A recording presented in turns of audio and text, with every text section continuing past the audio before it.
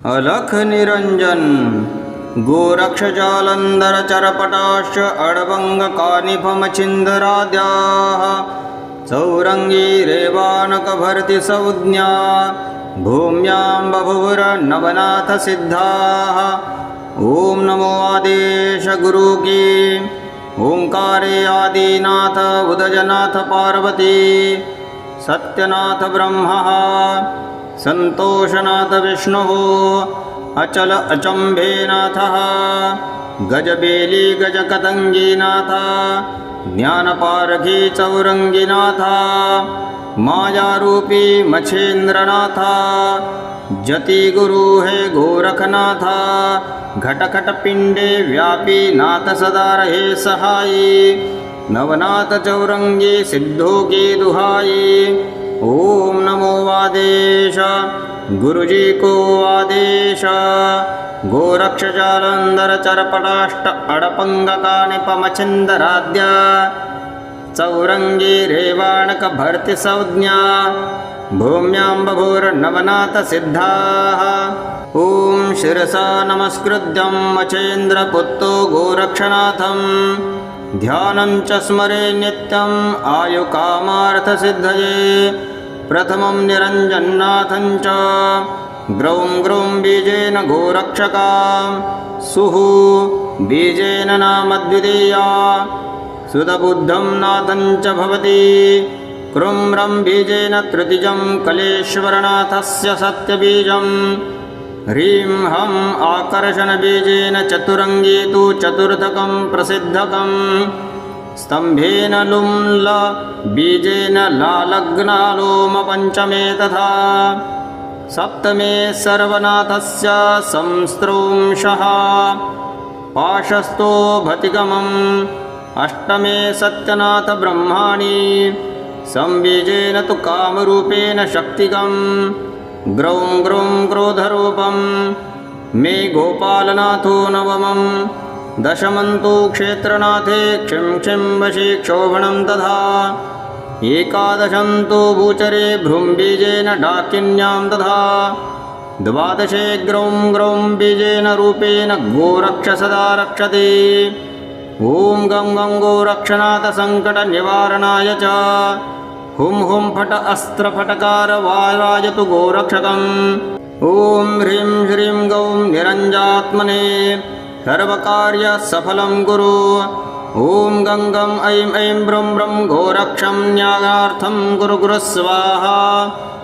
ॐ गोरक्षशून्यमादाय ध्यानयोगे फलं प्रदम् अन्ते मोक्षमादाय सानन्दं जीवनं सफलं कुरु। अथ संकटनाशनं स्तोत्रं च त्रिसन्ध्या पठेन्नरः तस्य भयं नास्ति सर्वकामशुभप्रदम्। नित्यजपे गोरक्षस्तोत्रं संवत्सरे च फलं लभेत यथाशक्ति सततं जप्य मुक्तिं भवति नात्र संशयः। अष्टोत्तरशतलिखित्वा सतां भ्योजोर्चयेतति श्रीगोरक्षप्रसादात् तस्य सम्पूर्ण ज्ञानमवाप्नुयति। ॐ नमः इति। अलख निरंजन गोरक्षजालंधर चरपटाश्च अडवंगकानिफमचिन्दराद्याः चौरंगी रेवानकभर्ति संज्ञा भूम्यां बभुवुर्नवनाथ सिद्धाः। ओम नमो आदेश गुरु की ओंकारे आदिनाथ उदयनाथ पार्वती सत्यनाथ ब्रह्मा संतोषनाथ विष्णुः अचल अचम्भेनाथः गजबेली गजकतंगीनाथ ज्ञानपारखी चौरंगीनाथ मायारूपी मच्छेन्द्रनाथ जति गुरु है गोरखनाथ घटखट पिंडे व्यापी नाथ सदा रहे सहाई नवनाथ चौरंगी सिद्धों की दुहाई। ओम नमो आदेश गुरुजी को आदेश गोरक्षजालंधर चरपटाष्ट अडपंगकानिपमचिन्दराद्या चौरंगी रेवाणक भर्ति संज्ञा भूम्यां बभुवुर्नवनाथ सिद्धाः।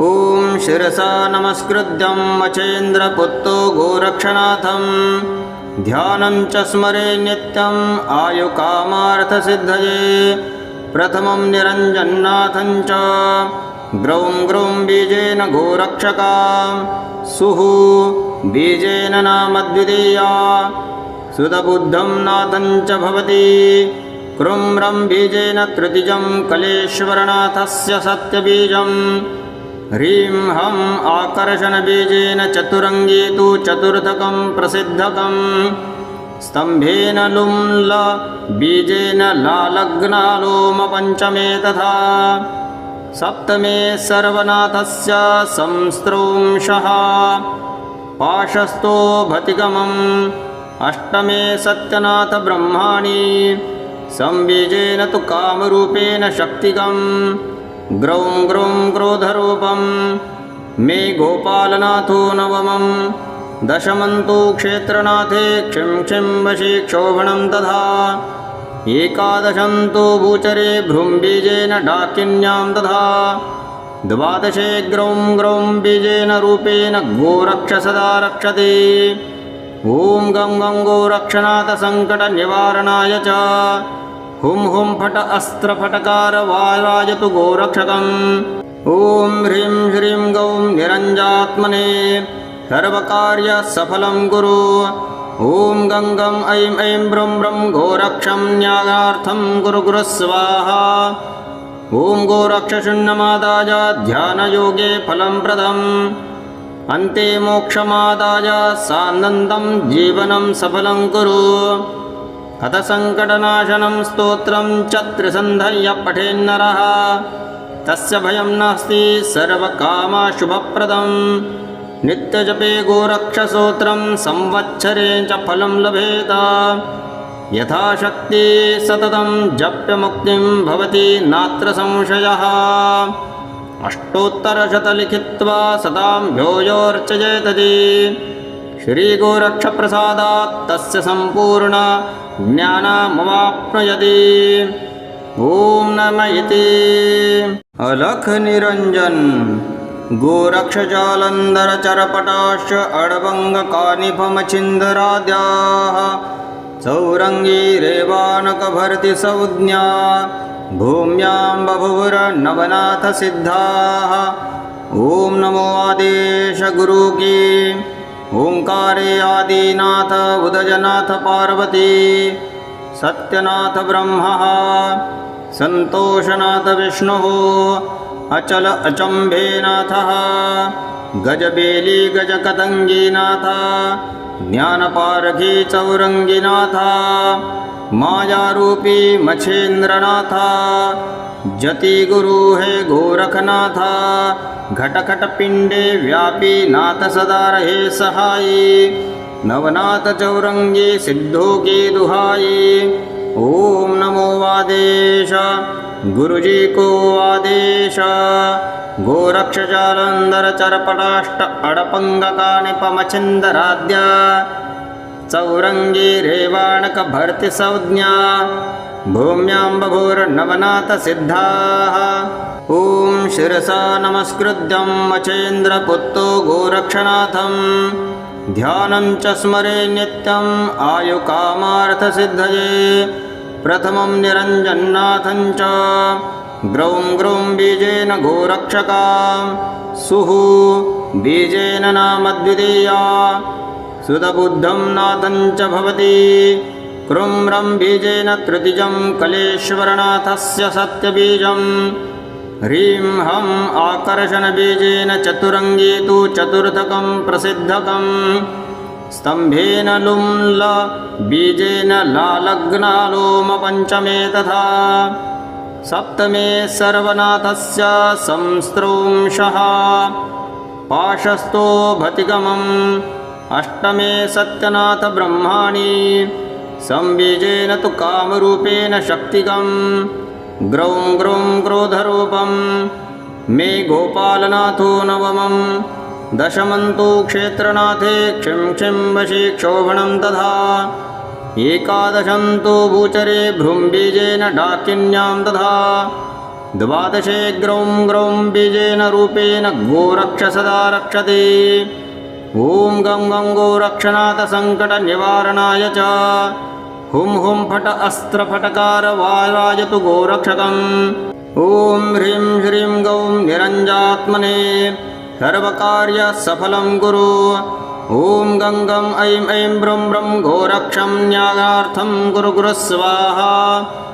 ॐ गोरक्षशून्यमादाय ध्यानयोगे फलं प्रदम् अन्ते मोक्षमादाय सानन्दं जीवनं सफलं कुरु। अथ सङ्कटनाशनं स्तोत्रं च त्रिसन्ध्या पठेन्नरः तस्य भयं नास्ति सर्वकामशुभप्रदम्। नित्यजपे गोरक्षसूत्रं संवत्सरे च फलं लभेत। यथाशक्ति सततं जप्य मुक्तिं भवति नात्र संशयः। अष्टोत्तरशतं लिखित्वा सतां भ्योजोर्चयेतति। श्रीगोरक्षप्रसादात् तस्य सम्पूर्ण ज्ञानमवाप्नुयति। ॐ नमः इति।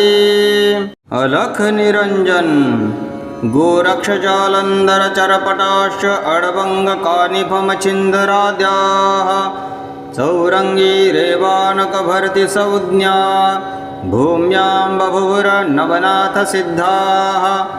ॐ नमो आदेश गुरुकी ओंकारे आदिनाथ उदयनाथ पार्वती सत्यनाथ ब्रह्मः सन्तोषनाथ विष्णुः अचल अचम्भेनाथः गजबेली गजकतङ्गीनाथ ज्ञानपारखी चौरङ्गीनाथ मायारूपी मच्छेन्द्रनाथ जति गुरु हे गोरखनाथ घटखट पिंडे व्यापी नाथ सदा रहे सहाई नवनाथ चौरंगी सिद्धों की दुहाई। ओम नमो आदेश गुरुजी को आदेश गोरक्ष जालंधर चरपटाष्ट अडपंगकानिपमचिंदराद्या चौरंगी रेवाणक भर्ति संज्ञा भूम्यां बभूर्नवनाथ सिद्धाः। ॐ शिरसा नमस्कृत्यं मचेन्द्रपुत्रो गोरक्षनाथं ध्यानं च स्मरे नित्यं आयुकामार्थसिद्धये। प्रथमं निरञ्जन्नाथं च ग्रौं ग्रौं बीजेन गोरक्षकां सुः बीजेन नाम द्वितीया सुदबुद्धं नाथं च भवति। क्रुं रं बीजेन तृतीयं कलेश्वरनाथस्य सत्यबीजम्। ह्रीं हं आकर्षणबीजेन चतुरङ्गी तु चतुर्थकं प्रसिद्धकम्। स्तम्भेन लुं ल बीजेन लालग्नालोम पञ्चमे तथा। सप्तमे सर्वनाथस्य संस्रंशः पाशस्थो भतिगमम्। अष्टमे सत्यनाथ ब्रह्माणि संबीजेन तु कामरूपेण शक्तिकम्। ग्रौं ग्रौं क्रोधरूपं मे गोपालनाथो नवमं। दशमन्तु क्षेत्रनाथे क्षिं क्षिं वशी क्षोभणं तथा। एकादशन्तु भूचरे भ्रूम्बीजेन डाकिन्यां तथा। द्वादशे ग्रौं ग्रौं बीजेन रूपेण गोरक्ष सदा रक्षते। ॐ गं गं गोरक्षनाथ सङ्कटनिवारणाय च हुं हुं फट अस्त्रफटकार वाराजतु गोरक्षकम्। ॐ ह्रीं श्रीं गौं निरञ्जात्मने सर्वकार्यसफलं कुरु। ॐ गं गं ऐं ऐं ब्रं ब्रं गोरक्षं न्यायार्थं कुरु गुरु स्वाहा। ॐ गोरक्षशून्यमादाय ध्यानयोगे फलं प्रदम् अन्ते मोक्षमादाय सानन्दं जीवनं सफलं कुरु। अथ सङ्कटनाशनं स्तोत्रं च त्रिसन्ध्या पठेन्नरः तस्य भयं नास्ति सर्वकामशुभप्रदम्। नित्यजपे गोरक्षसूत्रं संवत्सरे च फलं लभेत। यथाशक्ति सततं जप्य मुक्तिं भवति नात्र संशयः। अष्टोत्तरशतं लिखित्वा सतां भ्योजोर्चयेतति। श्रीगोरक्षप्रसादात् तस्य सम्पूर्ण ज्ञानमवाप्नुयति। ॐ नमः इति। अलख निरञ्जन गोरक्षजालन्धरचरपटाश्च अडभङ्गकानिफमच्छिन्दराद्याः चौरङ्गी रेवानकभर्तिसंज्ञा भूम्यां बभुवुर्नवनाथसिद्धाः। ॐ नमो आदेश गुरु की ओंकारे आदिनाथ उदयनाथ पार्वती सत्यनाथ ब्रह्मा संतोषनाथ विष्णुः अचल अचम्भेनाथः गजबेली गजकतङ्गीनाथ ज्ञानपारखी चौरङ्गीनाथ मायारूपी मच्छेन्द्रनाथ जति गुरु है गोरखनाथ घटखट पिंडे व्यापी नाथ सदा रहे सहाई नवनाथ चौरंगी सिद्धों की दुहाई।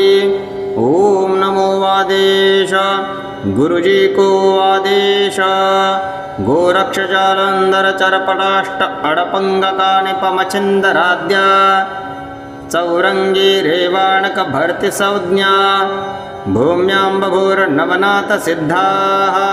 ॐ शिरसा नमस्कृत्यं मच्छेन्द्रपुत्रो गोरक्षनाथं ध्यानं च स्मरे नित्यं आयुकामार्थसिद्धये प्रथमं निरञ्जन्नाथं च ग्रौं ग्रौं बीजेन गोरक्षकां सुः बीजेन नाम द्वितीया सुतबुद्धं नाथं च भवति क्रुं रं बीजेन तृतीयं कलेश्वरनाथस्य सत्यबीजं ह्रीं हं आकर्षणबीजेन चतुरङ्गी तु चतुर्थकं प्रसिद्धकं स्तम्भेन लुं ल बीजेन लालग्नालोम पञ्चमे तथा सप्तमे सर्वनाथस्य संस्रंशः पाशस्थो भतिगमम् अष्टमे सत्यनाथ ब्रह्माणि संबीजेन तु कामरूपेण शक्तिकं ग्रौं ग्रौं क्रोधरूपं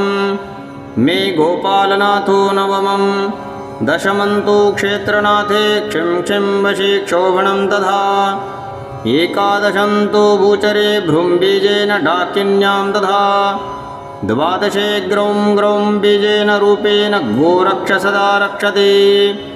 ॐ गं गं गोरक्षनाथ सङ्कटनिवारणाय च हुं हुं फट अस्त्रफटकार वारायतु गोरक्षकम् ॐ ह्रीं श्रीं गौं निरञ्जात्मने सर्वकार्यसफलं कुरु। ॐ गं गं ऐं ऐं ब्रं ब्रं गोरक्षं न्यायार्थं कुरु गुरु स्वाहा। ॐ गोरक्षशून्यमादाय ध्यानयोगे फलं प्रदम् अन्ते मोक्षमादाय सानन्दं जीवनं सफलं कुरु।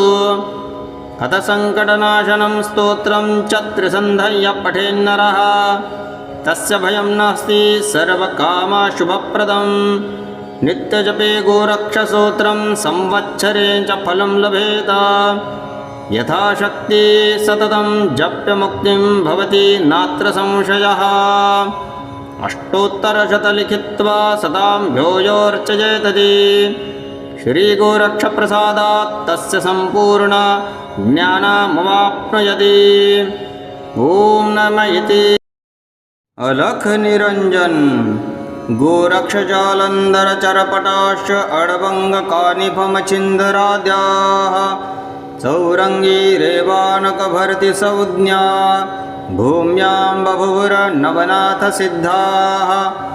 ॐ नमो आदेश गुरु की ओंकारे आदिनाथ उदयनाथ पार्वती सत्यनाथ ब्रह्मा संतोषनाथ विष्णुः अचल अचम्भेनाथः गजबेली गजकतङ्गीनाथ ज्ञानपारखी चौरङ्गीनाथ मायारूपी मच्छेन्द्रनाथ जति गुरु है गोरखनाथ घटखट पिंडे व्यापी नाथ सदा रहे सहाई नवनाथ चौरंगी सिद्धों की दुहाई। ओम नमो आदेश गुरुजी को आदेश गोरक्ष जालंधर चरपटाष्ट अडपंगकानिपमच्छिन्दराद्या चौरंगी रेवाणक भर्ति संज्ञा भूम्यां बभूर्नवनाथसिद्धाः ॐ शिरसा नमस्कृत्यं मचेन्द्रपुत्रो गोरक्षनाथं ध्यानं च स्मरे नित्यम् आयुकामार्थसिद्धये प्रथमं निरञ्जन्नाथं च ग्रौं ग्रौं बीजेन गोरक्षका सुः बीजेन नामद्वितीया सुतबुद्धं नाथं च भवति क्रुं रं बीजेन तृतीयं कलेश्वरनाथस्य सत्यबीजं ह्रीं हं आकर्षणबीजेन चतुरङ्गी तु चतुर्थकं प्रसिद्धकं स्तम्भेन लुं ल बीजेन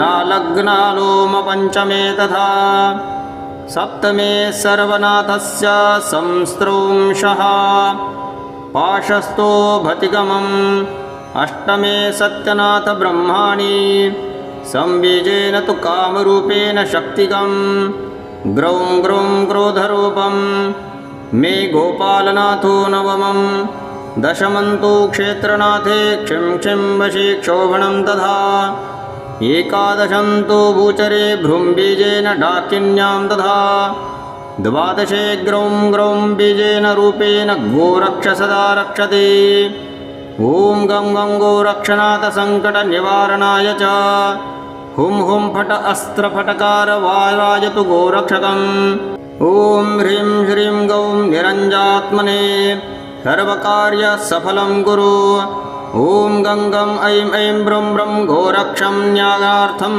कुरु गुरु स्वाहा ॐ गोरक्षशून्यमादाय ध्यानयोगे फलं प्रदम् अन्ते मोक्षमादाय सानन्दं जीवनं सफलं कुरु अथ सङ्कटनाशनं स्तोत्रं च त्रिसन्धय्य पठेन्नरः तस्य भयं नास्ति सर्वकामशुभप्रदं नित्यजपे गोरक्षसूत्रं संवत्सरे च फलं लभेत यथाशक्ति सततं जप्यमुक्तिं भवति नात्र संशयः अष्टोत्तरशतलिखित्वा सतां भ्योजोर्चयेतति श्रीगोरक्षप्रसादात् तस्य सम्पूर्ण ज्ञानमवाप्नुयति ॐ नमः इति अलख निरञ्जन गोरक्षजालन्धरचरपटाश्च अडभङ्गकानिफमच्छिन्दराद्याः सौरङ्गी रेवानकभर्ति संज्ञा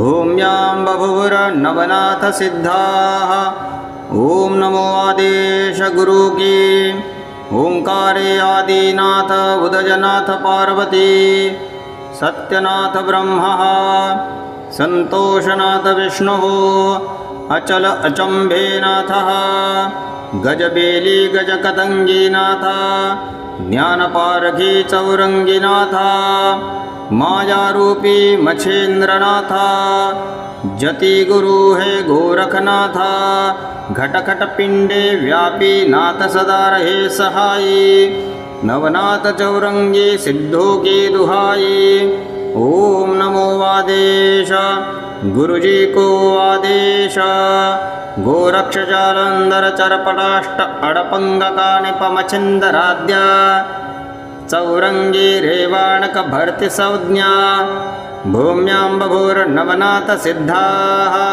ॐ शिरसा नमस्कृत्यं मचेन्द्रपुत्रो गोरक्षनाथं ध्यानं च स्मरे नित्यम् आयुकामार्थसिद्धये प्रथमं निरञ्जन्नाथं च ग्रौं ग्रौं बीजेन गोरक्षका सुः बीजेन नामद्वितीया सुतबुद्धं नाथं च भवति क्रुं रं बीजेन तृतीयं कलेश्वरनाथस्य सत्यबीजं ह्रीं हं आकर्षणबीजेन चतुरङ्गी तु चतुर्थकं प्रसिद्धकं स्तम्भेन लुं ल बीजेन लालग्नालोम पञ्चमे तथा सप्तमे सर्वनाथस्य संस्रंशः पाशस्थो भतिगमम् अष्टमे सत्यनाथ ब्रह्माणि संबीजेन तु कामरूपेण शक्तिकं ग्रौं ग्रौं क्रोधरूपं मे गोपालनाथो नवमं दशमन्तु क्षेत्रनाथे क्षिं क्षिं वशी क्षोभणं तथा एकादशं तु भूचरे भ्रूम्बीजेन डाकिन्यां तथा 12 ग्रौं ग्रौं बीजेन रूपेण गोरक्ष सदा रक्षते ॐ गं गं गोरक्षनाथ सङ्कटनिवारणाय च हुं हुं फट अस्त्रफटकार वारायतु गोरक्षकम् ॐ ह्रीं श्रीं गौं निरञ्जात्मने सर्वकार्यसफलं कुरु ॐ गं गं ऐं ऐं ब्रं ब्रं गोरक्षं न्यागार्थं कुरु गुरु स्वाहा ॐ गोरक्षशून्यमादाय ध्यानयोगे फलं प्रदम् अन्ते मोक्षमादाय सानन्दं जीवनं सफलं कुरु अथ सङ्कटनाशनं स्तोत्रं च त्रिसन्धय्य पठेन्नरः तस्य भयं नास्ति सर्वकामशुभप्रदम् नित्यजपे गोरक्षस्तोत्रं संवत्सरे च फलं लभेत यथाशक्ति सततं जप्य मुक्तिं भवति नात्र संशयः अष्टोत्तरशतलिखित्वा सतां भ्योजोर्चयेतति श्रीगोरक्षप्रसादात् तस्य सम्पूर्ण ज्ञानमवाप्नुयति ॐ नमः इति।